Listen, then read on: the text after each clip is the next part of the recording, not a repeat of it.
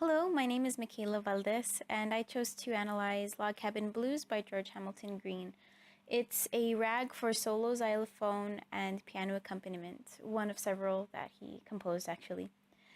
So, first we'll listen to the entire piece with the score on the screen, and then after that, we'll go over some details regarding the form, some themes and motives, and some parts that I found to be interesting. And then at the very end, we'll see some common performance practices.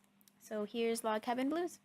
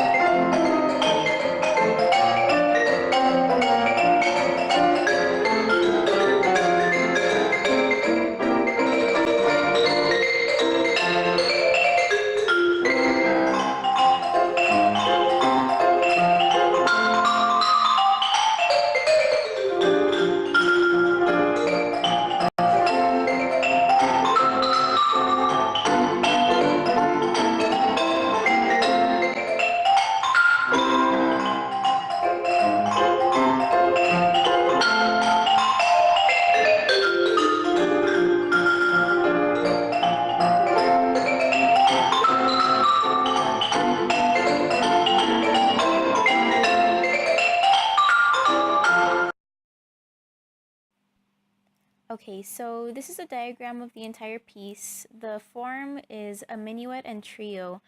It does not repeat back to the minuet as usual, so that's a little bit unconventional. It begins with a 4-bar introduction or a prefix. Notice that at measures 20, 38, 68, and 82, there are repeats that go back to the beginnings of those sections. It begins in the key of C, but it ends in F, which is also a little bit unusual. The trio includes 12-bar phrases, unlike the previous sections, which were all 8-bar phrases.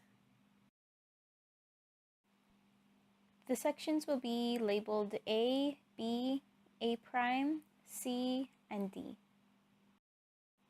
So, some themes and motives.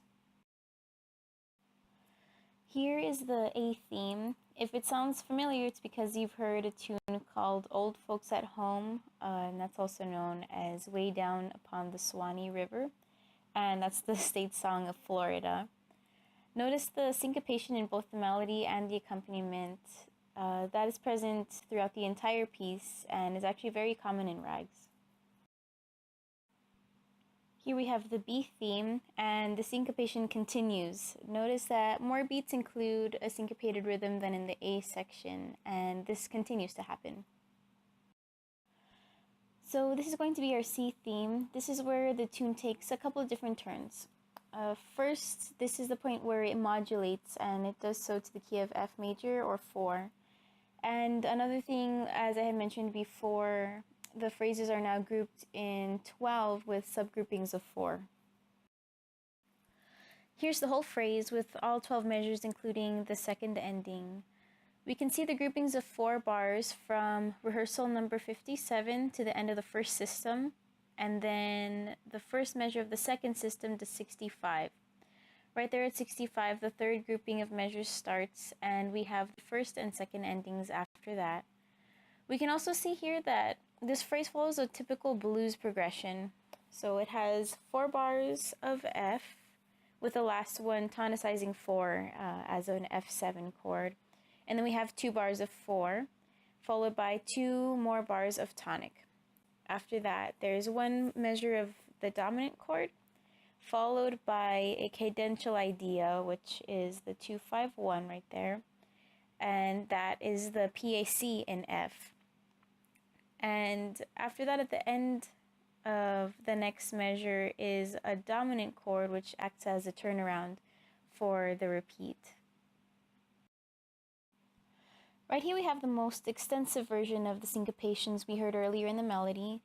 There are groupings of 3/8 notes at a time. Some are shown with accents and some are just understood because 2 notes are sounding at once, and the top note is the highest note of the group of 3. What this rhythmic motive is a hemiola. The motive here lasts a much longer time than the previous sections, and it extends for pretty much the whole 4-bar group here. This is the D theme. This section also consists of 12-bar phrases with the second endings at the end.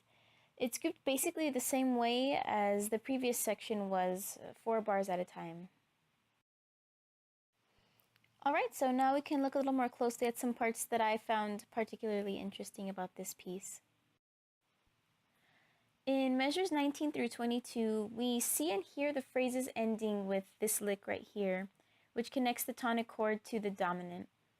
There's a D sharp that leads up to an E, and this is the minor third going to the major third to give it a blues sound. Even though it's notated as a sharp 2, it's functioning as the flat 3. And it's notated as a sharp 2 to make it easier to read. Speaking of the ends of phrases, there is something else that actually took me a little while to decide exactly what it was. I was torn between calling this a PAC on the C chord with a turnaround at the G7, or a half cadence occurring on the dominant chord. But I decided to call this a PAC with a turnaround, like I had actually mentioned earlier in the trio. And this happens many times throughout the piece. In measure 26, there's a C sharp fully diminished 7 chord notated as a lead sheet symbol. And normally this chord would function as a 7 diminished 7 of 2, so that should lead to a D chord, but it does not. The chord that follows it's a G7, the 5 chord, the dominant. So what we can do is see if there are any common tones between the two, and there is. It's the G. So we can go ahead and call this one a common tone diminished 7. It adds a really nice color to this part of the piece rather than just staying on the C6. Right at the beginning of the D section, it seems as though we've modulated to the parallel minor for 2 bars. But right after that, we find ourselves right back in F major. We can conclude that the flat third was just added to create some tension that's resolved in the third measure of that section. In measure 73, the piano has an F major chord. However, in the xylophone solo, There are a couple of E flats notated. Maybe they're just part of an appoggiatura over the tonic chord. The following measure has a B flat 7 in the piano, which is a 4 chord in the key of F. If the E flats in the xylophone are included as a part of the chord in measures 73 and 74, then that would be an F7, which is the dominant of 4. As the xylophone solo goes on, it begins to sound more and more like a tonicization of B flat than a tonic chord. In the xylophone music, the composer offers some other options for the player to consider using during the solos in 73 and 74, because the phrase repeats and the player may not want to play the exact same solo twice in a row. They are supposed to fit in with the same harmony as the original solo, which is plain old tonic F major, but there are even more E flats in the optional solos. Right here in measure 78, we have these chords. These lead sheets are only written in the xylophone part, and they include this D minor 7, which isn't very apparent in the written piano part. We still see the F sharp as an F sharp. If we take away the D minor 7 and just leave the D7, it would be the beginning of a descending fifths progression, so it would be 6, 2, 5, 1. But if we take it into consideration, it would be an extended tonicization of the 5 chord in measure 80. So the basic progression would be 2 of 5, 5 of 5, 5, 1, with all the extensions, of course. So now I'll go over some common performance practices for this piece. At the very end, right before the last second ending, some performers choose to use the one more time technique, and sometimes more than once, so 2 more times, I guess. This sort of thing is pretty common when playing rags, actually. On several occasions, I've heard recordings of people playing the C section straight instead of swinging the eighth notes. I even heard a recording of the composer doing this. And it's not written in the part, but I assume people started to do it like this because G.H. Green would do that himself. Along with the extra breaks that he includes in the xylophone part, some people choose to write their own solo or even improvise during those solo sections, and the lead sheet symbols are included there in the xylophone part as well. One last thing that performers choose to do sometimes is to go back and play the opening material to achieve the minuet, trio, minuet expectation, and to close it in the original key of C major. So that was my analysis of Log Cabin Blues by George Hamilton Green. My name is Michaela Valdez, and thank you for watching.